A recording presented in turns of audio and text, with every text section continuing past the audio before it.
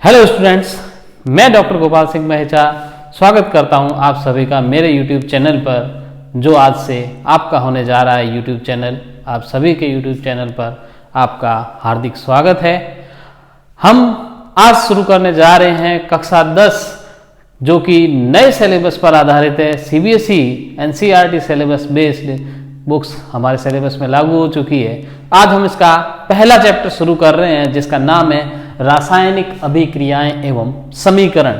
आप प्रारंभ से ही क्लास 6 और 7 से ही सुनते आए हैं कि हमारे चारों ओर कई प्रकार के पदार्थ उपस्थित हैं, और आपने देखा भी है दैनिक जीवन के अंदर कि हमारे आसपास हमारे पर्यावरण में ऐसे पदार्थ हैं जो बदल जाते हैं। एक सामान्य से हम बात करें, दूध का दही में बदलना, ये भी एक परिवर्तन है।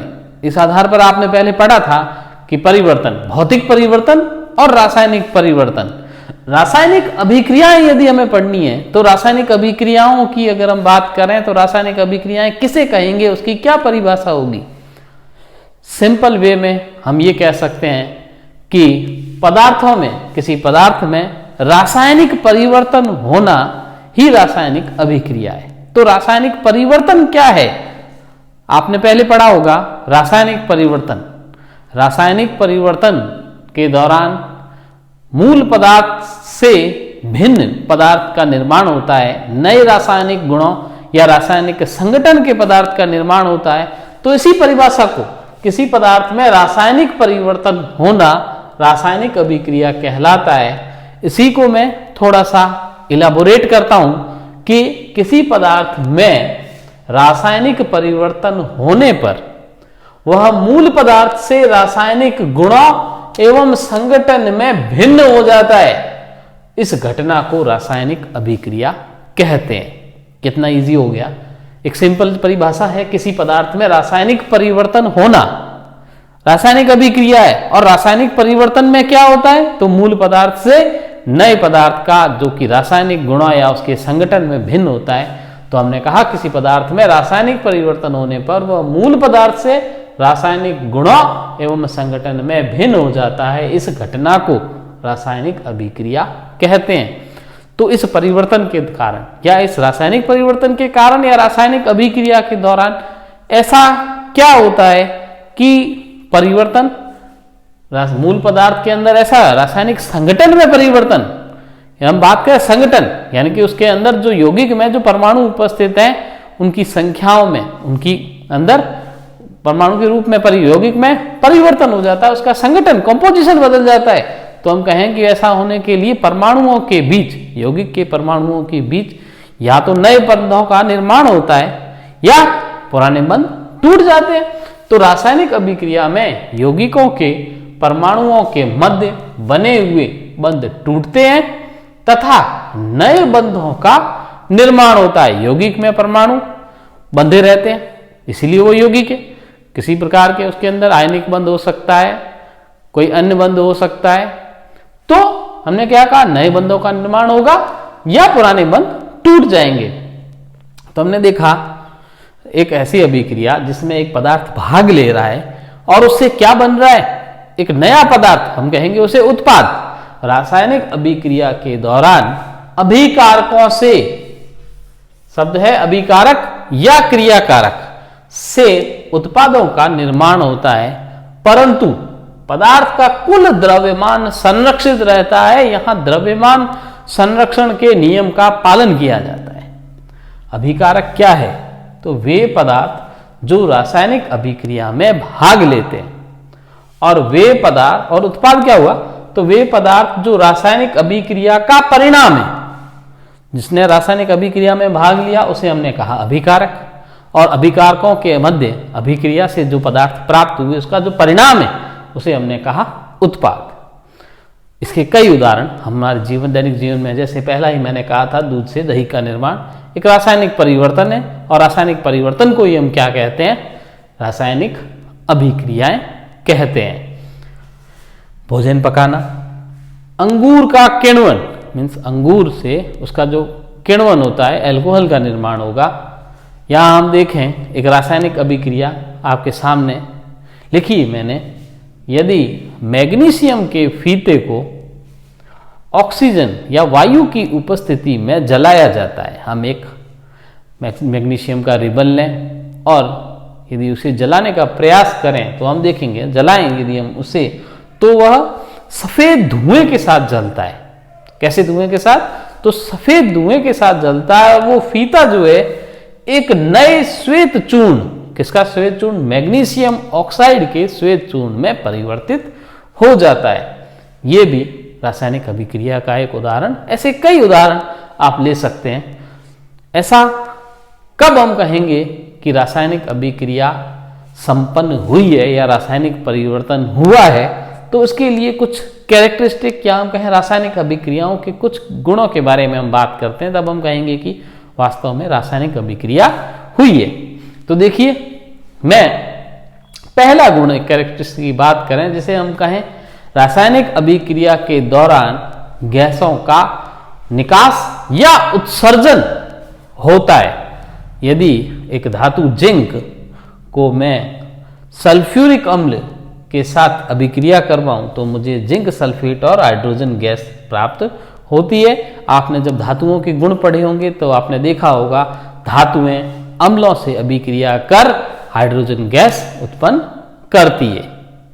इन्हीं कारणों से अचार को लोहे के पात्र में या धातु के पात्र में नहीं रखा जाता, इसके कारण वो खराब हो जाता है। सोडियम कार्बोनेट Na2CO3 की हम बात करें, सोडियम कार्बोनेट को यदि अम्ल से अभिक्रिया करवाई जाती है तो उस दौरान CO2 gas, carbon dioxide gas का उत्सर्जन होता है। अब हम बात करेंगे दूसरे रासायनिक गुण की। हम बात कर रहे थे रासायनिक अभिक्रिया के गुणों की, तो इसका रासायनिक अभिक्रिया का दूसरा गुण रंग में परिवर्तन। रासायनिक अभिक्रिया हुई या नहीं पहचानने के लिए हम गुण की बात कर रहे हैं, तो रंग में परिवर्तन।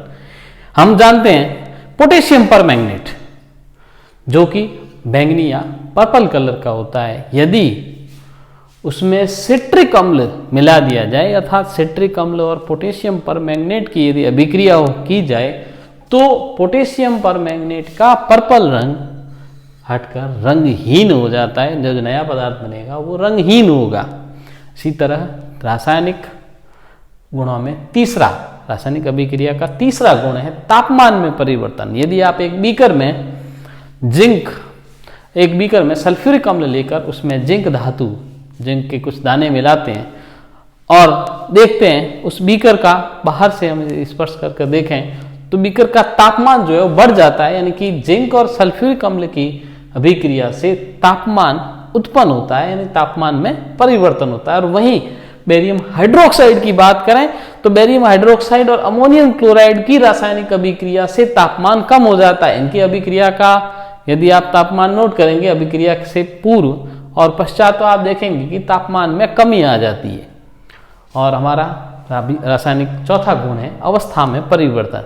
जैसा आप जानते हैं भौतिक अवस्थाओं के बारे में, ठोस हो सकता है, द्रव हो सकता है, गैस हो सकता है। हम एक उदाहरण लेते हैं दैनिक जीवन का, मोमबत्ती। आप सभी ने देखी है मोमबत्ती, जैसे मोम, यदि वैक्स का बर्निंग की जाए, मोम को गर्म किया जाए तो क्या होता है, वह ठोस अवस्था से द्रव अवस्था में परिवर्तित हो जाता है। तो वैक्स बर्निंग भी अवस्था परिवर्तन का एक उदाहरण हो गया हमारे लिए।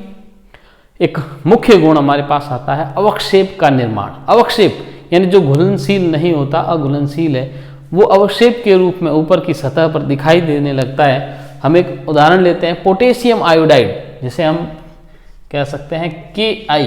पोटेशियम आयोडाइड की रासायनिक अभिक्रिया लेड नाइट्रेट के साथ होने पर, लेड नाइट्रेट के साथ, PbNO3 के साथ यदि इसकी अभिक्रिया होती है पोटेशियम आयोडाइड की, तो हमें एक पीले रंग का अवक्षेप प्राप्त होता है, जिसे हम कहेंगे वो पीला अवक्षेप किसका है, तो लेड आयोडाइड का। किसका? लेड आयोडाइड का पीला अवक्षेप हमें प्राप्त होता है। तो अभी तक हमने देखा रासायनिक अभिक्रियाओं के बारे में। रासायनिक परिवर्तन के कारण मूल पदार्थ से नए पदार्थ का निर्माण होता है, नए उत्पाद का निर्माण होता है, उसे अभिक्रिया हुई, उसकी पहचान के लिए हमने देखे कुछ रासायनिक गुण, जैसे आपने रंग में परिवर्तन, तापमान में, अवस्था में, अवक्षेप में, ये परिवर्तन हमने देखे। मैंने रासायनिक अभिक्रियाओं, जब हमने बात की जिंक और सल्फेट, सल्फ्यूरिक अम्ल की, इससे पहले हमने पहला इसका गुण देखा था गैसों का उत्सर्जन या निकास। वहाँ भी हमने देखा पूरी अभिक्रिया बोलने के लिए बेरियम हाइड्रोक्साइड व अमोनियम क्लोराइड के मध्य अभिक्रिया होने पर हमें तापमान में कमी प्रदर्शित नोट हुई। या रासायनिक इन अभिक्रियाओं को बोलने के लिए काफ़ी विस्तृत जानकारी देनी होती है। अगर हमें इसे संक्षिप्त में प्रदर्शित करना हो, इन शॉर्ट में इसे बताना हो, तो हम उपयोग करते हैं रासायनिक समीकरण का। किसका उपयोग करते हैं? रासायनिक समीकरण का। अर्थात रासायनिक समीकरण रासायनिक अभिक्रिया को प्रदर्शित करने की संक्षिप्त विधि है। यदि हमने शब्दों में, मैंने किसी स्थान पर जैसे यहाँ शब्दों का उपयोग किया है तो हम इसे शब्द समीकरण कहेंगे। यदि प्रतीक का उपयोग करते हैं, हम यौगिक के अणुसूत्र का उपयोग करते हैं, तो उसे हम कहेंगे रासायनिक समीकरण। सुनी तो शब्द समीकरण या रासायनिक समीकरण, किसी रासायनिक अभिक्रिया में पदार्थों को अणुसूत्रों एवं प्रतीकों से प्रदर्शित किया जाता है तो उसे रासायनिक समीकरण कहते हैं। इससे आगे रासायनिक समीकरण के बारे में, किस प्रकार से रासायनिक समीकरण लिखे जाते हैं, किन नियमों का पालन किया जाता है, किस दिशा में, जैसे आप देख रहे हैं कहाँ तीर का निशान, प्लस का, माइनस, क्या जो उपयोग हम किस तरह से करेंगे, ये हम आगे की कक्षा में देखेंगे। लेकिन आशा करता हूँ आज जो हमने पढ़ा आपके समझ आया होगा। अगर किसी भी प्रकार की आपको दुविधा है इसे समझने में, तो आप चैट बॉक्स में मुझसे प्रश्न कर सकते हैं। और यदि आपको मेरे द्वारा पढ़ाया गया चैप्टर समझ में आया है और इसे आप जारी रखना चाहते हैं, तो अपने YouTube पर मेरे चैनल को सब्सक्राइब करना ना भूलिए। लाइक और सब्सक्राइब जरूर करें। Thank you very much. मिलते हैं कल।